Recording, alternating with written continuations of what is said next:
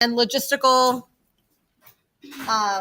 plan-wise for this unit, just to kind of give you an update. So this is just on Canvas, right? We are right now, we did the reflection lab yesterday. We defined reflection. We're going to do a little bit more with reflection today because we didn't quite get done. Then we'll do refraction. Some of Snell's law we'll get as far as we can. My plan is to do a lab tomorrow and then this is like the heaviest math that we're going to have in this unit will happen on Friday.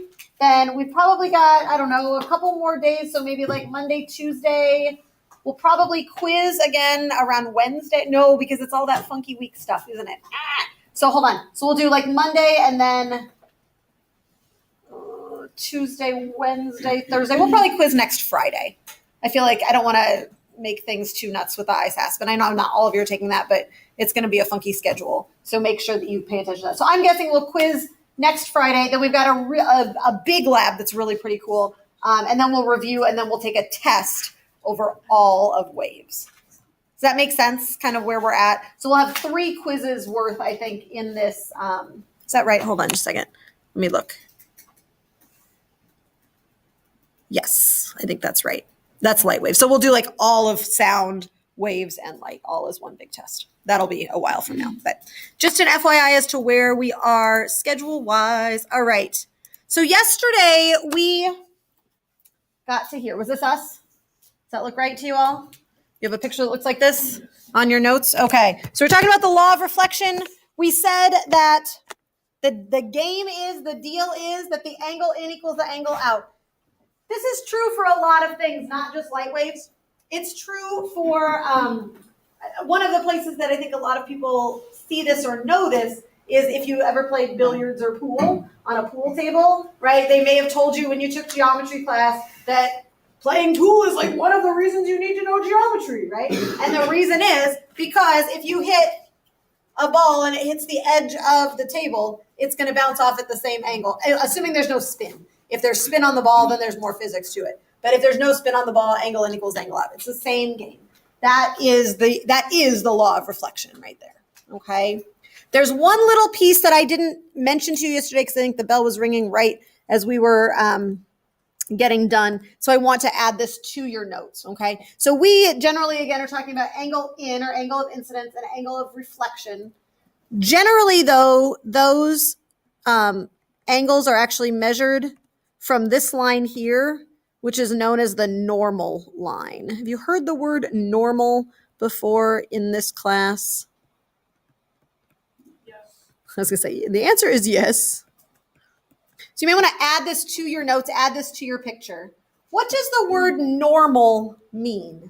Do you remember? This is like digging way back in your existence. We were talking about forces, and we had a force that was the normal force. The normal force was a force of a surface acting on an object. What was special about the normal force? Do you remember? It was equal to the It often was. It often was. And the truth of the matter is that it's not always equal to it. The key is, and the thing that I want you to remember here, is that normal means perpendicular. It's just a fancy word for perpendicular. So the normal line is the line that is perpendicular to the mirror. And this is going to matter in just a couple minutes, that it's the perpendicular to the mirror, because the mirror won't always be flat. So that'll be fun in just a sec. Okay. So I just want to kind of give you that piece of information. Now, from your awesome geometry background, I just want you to kind of think this through here. How big is this angle? That big green angle? 90 degrees, right? And how big is this angle? 90 degrees, right? So if this theta I is equal to this theta R, does it make sense that we could just say that this angle is equal to this angle? Okay, we could write a 2-column proof for that, right? It would not be, we could, I'm not saying we will, but you guys did that in geometry, right? Right, 2-column proofs. We could do that. One could do that because we could say the big pink angle is 90 and the big green angle is 90. And if theta R is 90 plus something and theta I is 90 plus something, then these two somethings have to be equal, right? So that's the That's the geometric thought behind it. But what I just want you to know is that usually we call this the actual angle of incidence, and we call this the actual angle of reflection. In this case, it does not really matter, but soon it will. So these are the ones that I'm actually going to use, and I'm going to erase the ones that I told you yesterday. I didn't have you do that in the lab because it wouldn't have really made any sense as to why one might do that. But from now on, the angles that I measure are going to be relative to the normal line. And again, normal isn't scary. It just means perpendicular. That's all it is. Okay. So there is the law of reflection. Pretty straightforward, pretty easy to deal with. I'm going to try a problem with this. This is one that is in your textbook. So if you want to turn in your textbook to the problem, you're welcome to do that. It's on page 476. It's number 20. I've written out the question and drawn the picture, so it's totally up to you whether or not you want to refer to it in the text as well. Okay? This is just one of the problems in the back that I liked, but I didn't assign to you as homework. So the law of reflection itself is pretty darn easy and pretty, I don't say boring, but kind of unexciting. In equals out. Okay? It gets more interesting if you take two mirrors and you put them at 90 degrees to each other, or you put them closer or further away from each other. You guys probably have all experienced this at some point when you've gone shopping and you've tried on some clothes and you have that big like three-way mirror thing, you know what I'm talking about? And you see all of those different reflections. That's the kind of thing we're talking about here. So we have light that's coming in and hitting one mirror and bouncing off another mirror. That's why you see 17 of yourself or 23 of yourself or whatever, okay, is because of this process. So the question asks, or the problem says, two flat mirrors make a 90-degree angle with each other. Boom, boom, mirror A and mirror B. An incoming ray of light makes an angle of 35 degrees with the normal. So we're not scared of that word now, right? It just means what? That was not very loud. We're going to try that again. We're not scared of normal because it just means what? Perpendicular. That's right. It does. It's just perpendicular. So it's the normal of mirror A. The task asks you to use the law of reflection to determine the angle of reflection from mirror B. So I'm going to let you play with that for a minute. Draw this picture in your notes, okay? You don't have to copy it all down. If you want to just say page 476, number 20, so you can look back on it when you're studying or whatever, you can totally do that. I want to know what angle this light is going to come off when it bounces off of mirror B. I'll let you play for just a minute, and then we'll work on it together if you get stuck.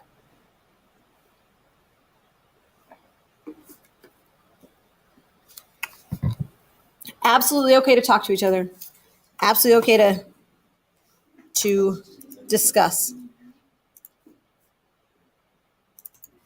So it looks like most of you got there-ish, but let's make sure that we really get it. So the law of reflection is going to help us with this, right? The light comes in at an angle of 35, which means that it needs to reflect at an angle of 35. So it's going to come off here at the same angle, and it's going to go in a straight line. So this is 35. Life is good.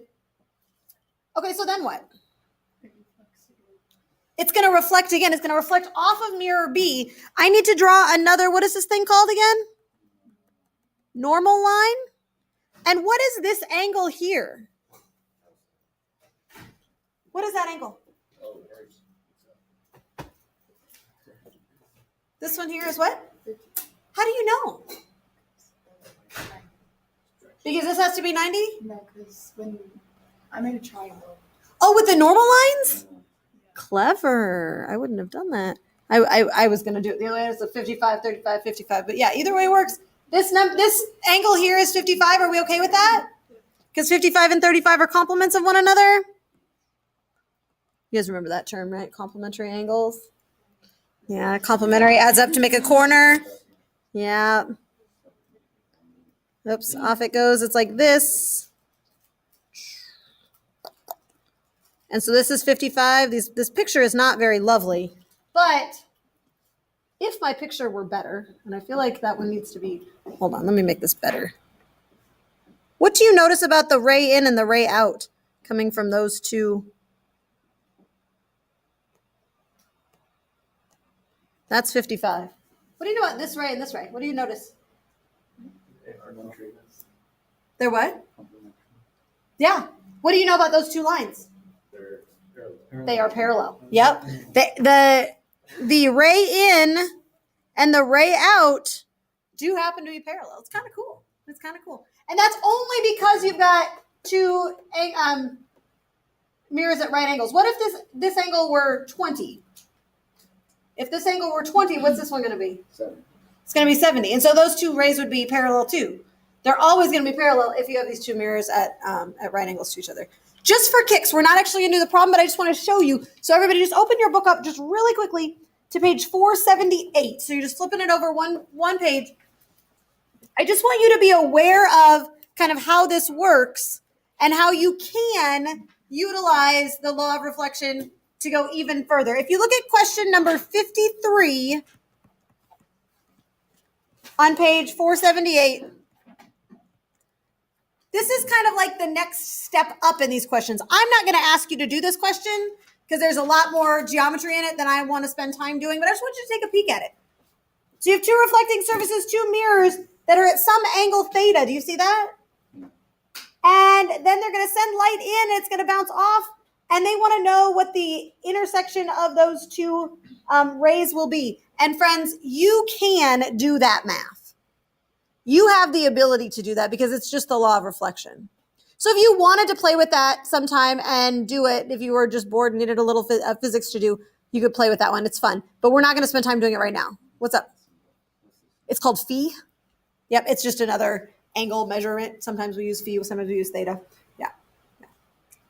We good? There's small phi, big phi. There is, just like everything else. You got it. Yeah. I could make some sort of tax joke, but I won't. All right, we'll move on here. All that we've talked about so far are these flat mirrors. But flat mirrors are not the only kind of mirrors. In fact, we like flat mirrors a lot, but we like round mirrors too. We like what we call spherical mirrors. So you have seen spherical mirrors in different places, and you've had different occasions to interact with them. One place that you may have seen a spherical mirror, so a spherical mirror is literally a sphere that has a mirrored surface on it. So one place that you may have seen these is on a holiday ornament, like the circle holiday ornaments that hang on trees in the wintertime, right, that are reflective, and you can like look at yourself and you can see and make faces in that spherical ornament. Another place that you may have seen this same kind of spherical mirror is sometimes at hospitals, sometimes at like big department stores. When you're going around a corner, they'll have part of a spherical mirror up on the ceiling so that people can see if you're coming around the corner. The nice thing about a spherical mirror, unlike a flat or plane mirror, is that the light still follows the law of reflection, but the normal line isn't always the same. So if you've got a spherical mirror, I'm just going to kind of like sketch this out for you. A mirror like this, the normal line here would be like this. It's tangent. So light would come in here and would bounce off like this. Oops. Okay. But over here, that same light is now going to bounce off like this. Do you see what I'm saying? And so things spread out. And this nice round, what they call convex spherical mirror, allows you to see more space than you otherwise would be able to. That's why they use them up on those corners, so you can basically see around a corner. This is the same kind of mirror that they use on your side view mirrors in a car. Do you remember how it still says, right, that objects in the mirror may be closer than they appear, right? Have you seen that little like notification? The reason for that is because you're allowed to see further around. It's curved a little bit, so you have more of a view than you would if you just had a flat mirror there. It also distorts where things are. So you can see the objects, but you can't see their placement quite in the same way that you can with a flat mirror. Go here and then here. Yeah. Why is your reflection like upside down when you look in the sky? We're going to do that next. That one comes next. Hold on. So this is the convex mirror, right? This is a convex mirror. And if you've done functions in math, you probably talked about convex functions or things that go out. Okay, so that's like those outside spheres, like if you think of a ball and you have a mirrored surface, okay? So this is convex. We'll just write this down. So it's kind of like the outside of a ball, and it allows sight, we'll say, in a wider view or wider field of vision.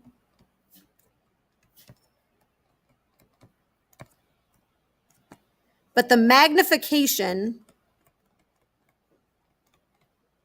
does not equal 1. Remember we talked about magnification yesterday, right? And the game is that the things are not going to be exactly the same size as they would be otherwise. Now, there's a whole set of equations that you can use for spherical mirrors to figure out exactly how big and exactly how far away and all of those things that you can do all the calculations. We are not going to spend time doing that in this class, okay? If you would like to see it, I'd be super happy to share it with you, but I'm not going to spend time doing that today, okay? So that's convex. That's the outside. You can also mirror the inside of a sphere, and that's what you're thinking of, I think, right? That's what you're thinking of. And so that one, I'm going to go down here a little bit, and we're going to call that one concave. And so that is a mirror. It's actually the same mirror, it's just mirroring the other side, or the same shape, just mirroring the other side of the surface. So I was going to look for a really fancy shiny spoon. The trick is that you have to find really, really shiny spoons in order to see your reflection, but I don't have that, but I do have this nice little spherical mirror. So I'm going to pass this around so you can look at it, okay? So this is literally just a little piece of a really big sphere, right? So this isn't like half of a sphere, because this is not the radius. The radius would go way out to here in order to make this whole ball. Are you with me there? Okay. So I'm going to pass this around in a second so you can see it, but I'm going to use Sam as my game thing. She's going to look at herself. Do you see yourself? Mm-hmm. Yeah? You look so cute, don't you? Yeah. Look at yourself. Are you upside down or right side up? Upside down. She's upside down. Oh no! And we'll talk about why that's true. Now, you ready for this? Okay. You're still upside down? Okay, you gotta stay focused. Are you still upside down? Yeah. Okay. Are you still upside down? No. Oh my gosh! Oh my God. Right? Did you flip over? Yeah. Yeah, you're really close up and whoa, you're right side up. It's a little scary. But yeah, it's true. Pass that around. So take a look. So curved mirrors are kind of weird because they actually can create different kinds of images. They can create images. So the light is now coming in. And again, the tangent line or the normal line changes. And so you get light that comes in here and bounces off like this. You get light that comes in here and bounces off like this. Okay? Light that comes in and bounces off like this. And you can actually use this concave mirror thing very effectively to get an image. Okay? Remember, the image is the light that collides or appears to collide to create an image. So depending on the location of the object, depending on the location of the object, the image may be larger or smaller. It may be upright or inverted.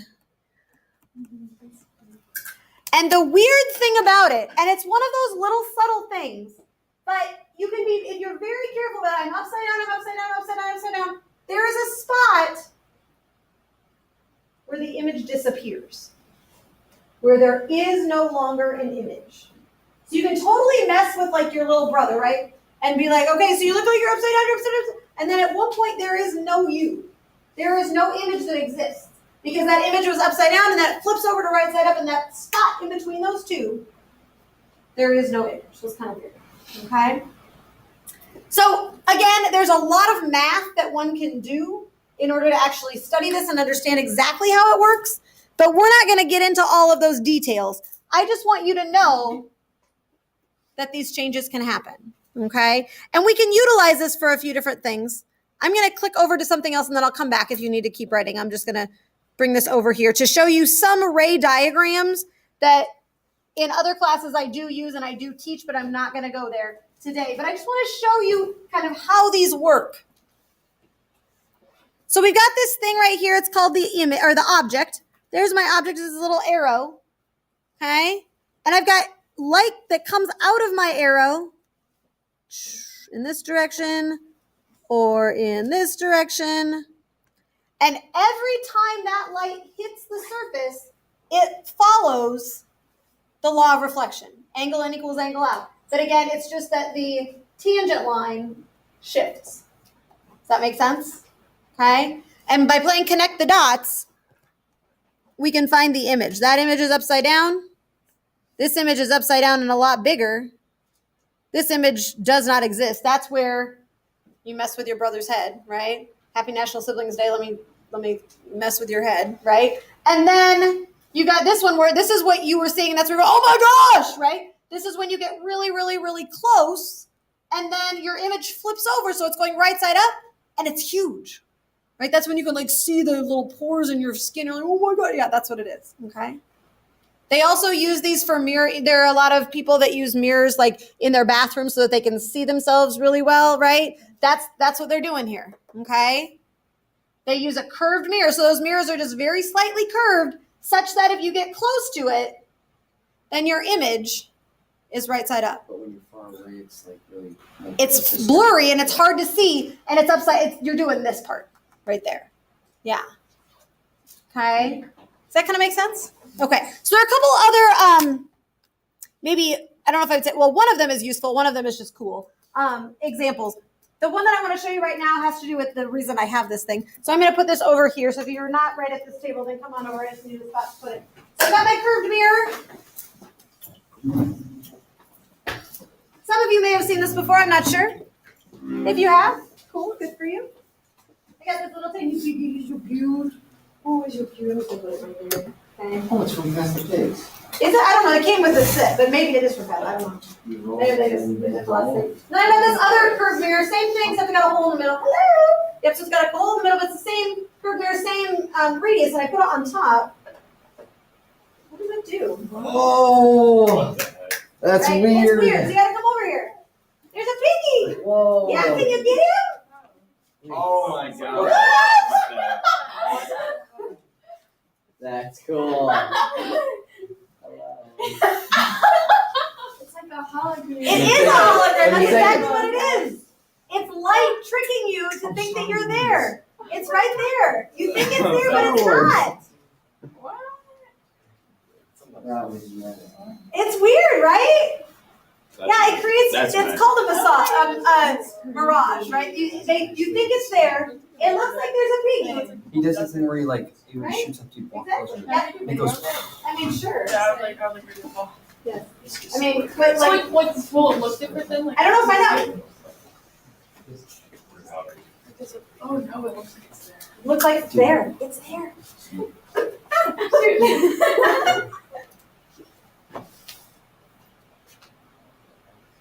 Sorry if you're watching this video. You're probably going, "What's going on right now?"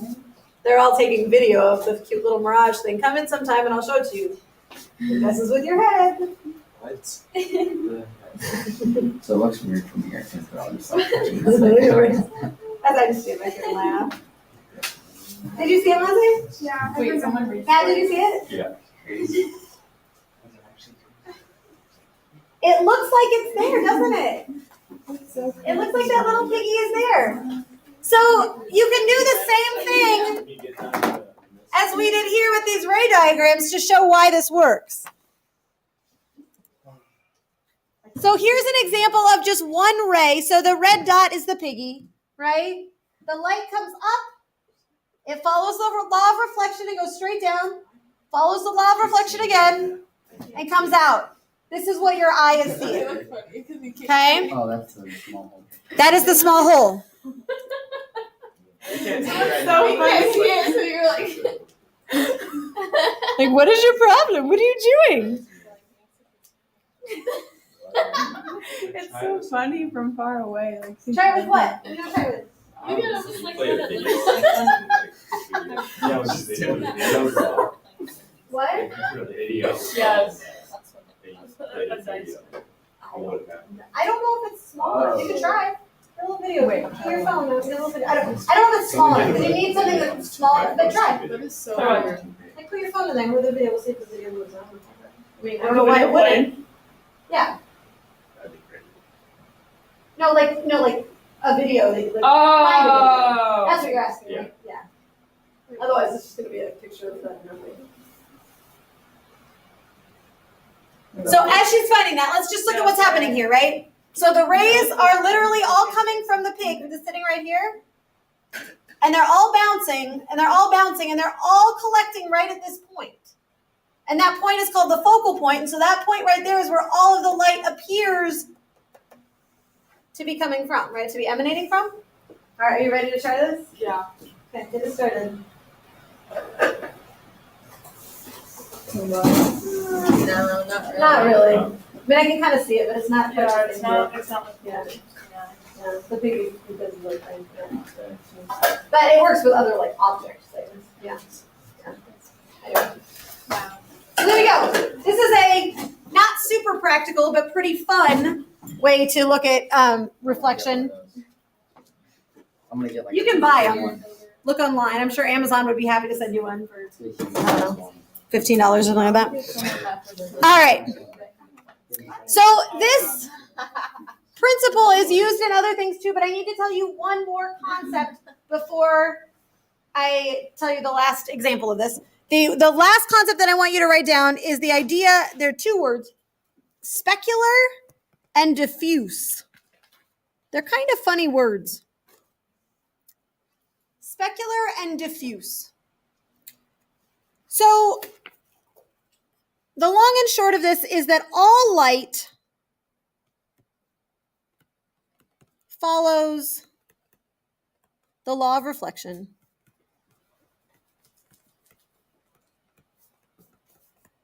Again, that's angle in equals angle out. Okay. But the trick is that smooth is a very relative term.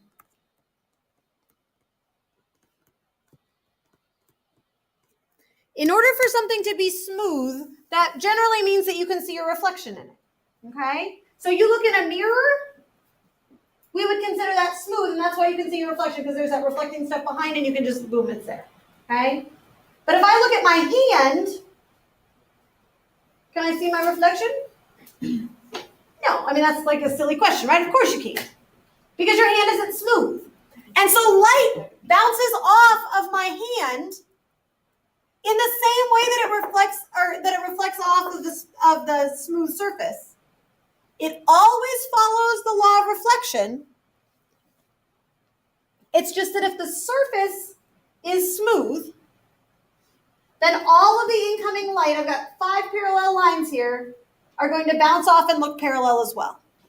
Okay? So if I had something like a message, it said A, B, C, D, E, then that's going to bounce off and it's going to say A, B, C, D, E. With me there? And it's all going to be, it's like the picture is going to be put together. Whereas in this situation, I've got, if I write down my A, B, C, D, E, my A is over here, and my B is over here, and my C is, I just lost it. Where's that one go? Right here, I think. And my D is up here, and my E must be over here. Does that make sense? So reflection is happening, but I'm not going to see an image. Okay? So I have light that is bouncing off of from the lights off of me and to my hand, but I'm not going to see an image on my hand because my hand is not flat. Okay, but if I look in a mirror, I can see it. If I look at something like a table that's kind of smooth, you can see some of a reflection, but it's not really, really smooth. Does that make sense? Okay? When we talk about smooth, though, generally we're talking about smooth as it relates to visible light, because that's what we know and love and understand, right? But smooth depends on the wavelength that you're talking about.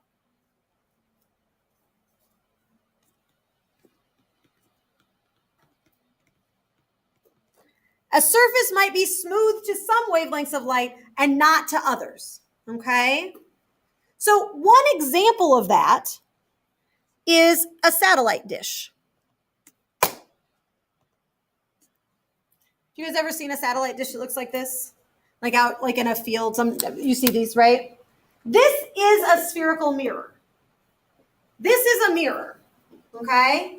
It doesn't look like a mirror to you because you can see right through it. Are you with me there? But this satellite dish is not trying to collect visible light like our dish was. Do you know what kind of light the satellite dish is trying to collect? It's trying to collect radio waves. What do we know about the wavelength of radio waves, friends? They're ginormous. They're Football huge, field. right? Really, really, really big. And so even though this looks very much specular to us, diffuse to us, because our light is not, bouncing off our visible light, it is specular, it is smooth for radio waves. And those radio waves hit the surface, just like our visible light hits this, and it bounces back to this point, just like our light bounced back to this point, and all of the information is collected right here. Okay? So that point right there, so let me just kind of draw this picture for you. So you've got light that's coming in, and it's bouncing back to here. And you've got light that's bouncing in, and it's bouncing back to here. And you've got light that's bouncing in, and it's bouncing back to here. Do you see what I'm saying? All of that light hits this spot right here. It's at the focal point of that dish, and then we can collect all of that light, just like we collect all of the light right here. Can the focal point be moved to the center or far away, or is there a certain point where all those lights meet up at one certain point? So the focal point that's a really good question, of a spherical mirror is defined by the size of the radius of the sphere. So the bigger, and I don't mean like the wider it goes, but like the bigger that sphere is, the bigger the focal point is going to be. Yeah, and if we go back and look at the picture at this one, you can kind of see this place. Where am I at? It's this place right here, right? It's that place where everything is going to bounce in. Yep, and that's defined by how big your mirror is in and of itself. So what do we need to know? Let's write this down so we don't forget. So a satellite dish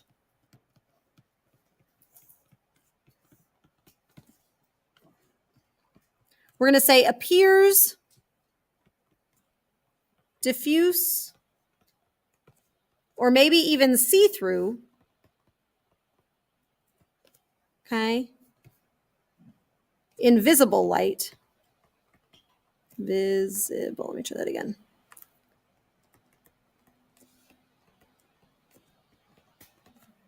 Okay, but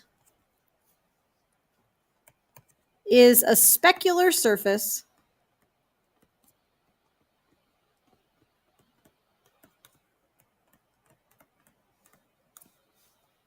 for radio waves.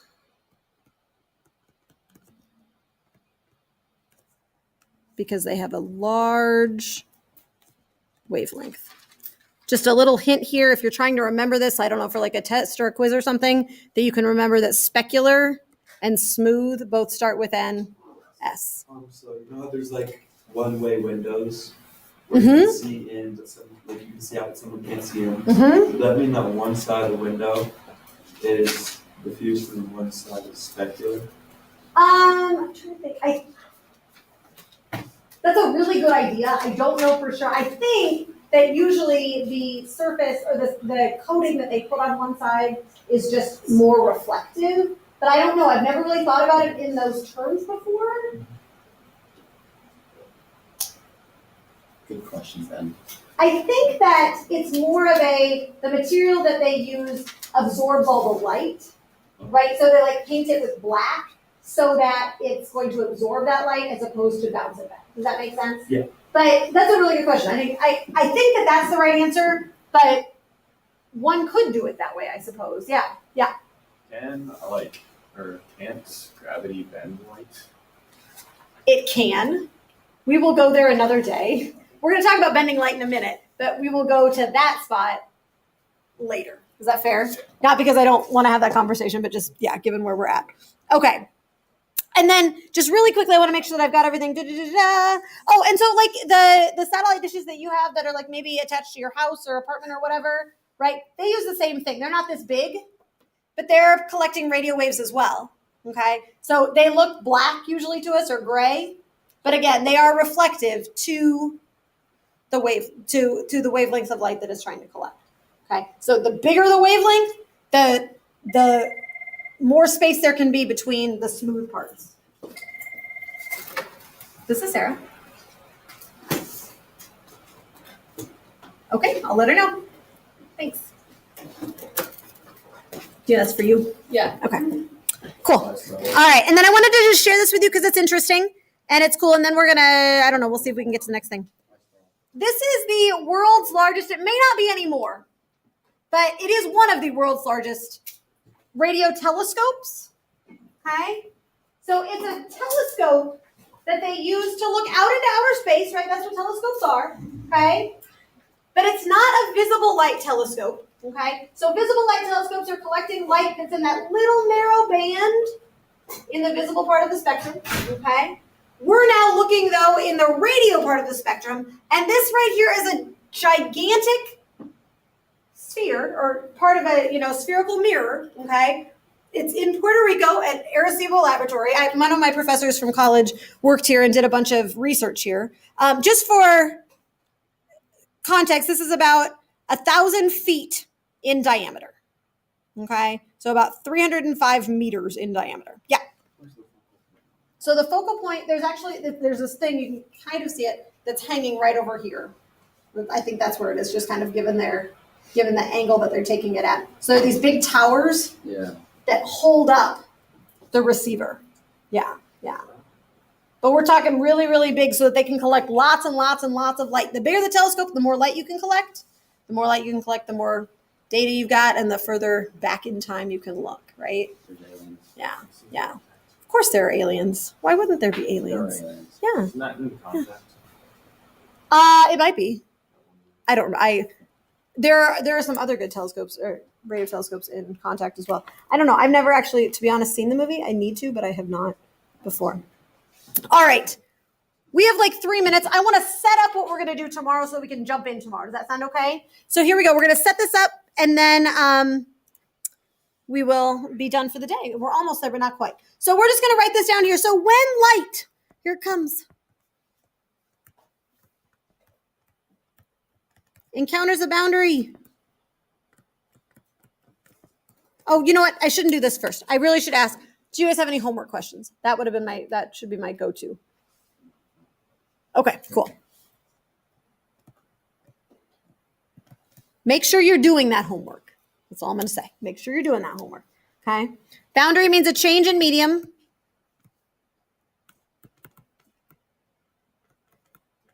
Remember, we saw this out in the hallway when we had our spring, and I sent that wave down. Some of the light will reflect, or some of the wave, in this case light,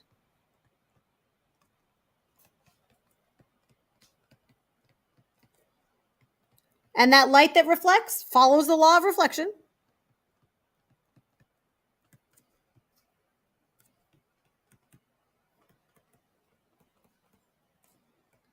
Remember, angle in equals angle out. Some of the light, though, what's the other part of the light going to do?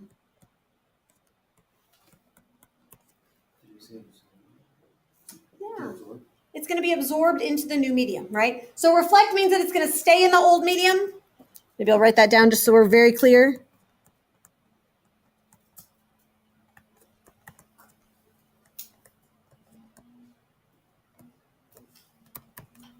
And some will enter the new medium.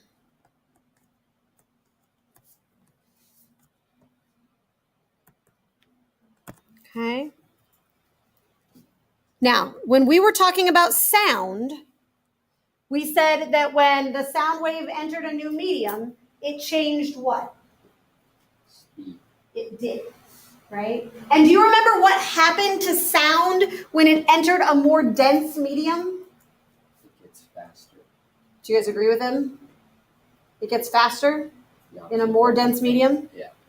Yeah, it gets faster. So sound gets faster in a more dense medium. Light also changes speed when it enters a new medium. But do you remember I said that light, we'll say, will change speed. We defined a while ago the speed of light. We said that that was 3 times 10 to the 8th meters per second. This is as fast as anything can go. And this is light traveling through what? Light. A vacuum. Vacuum, sorry. So we're talking now that the light is going to slow down.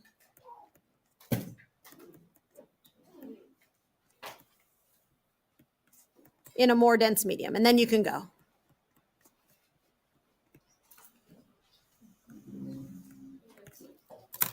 All right.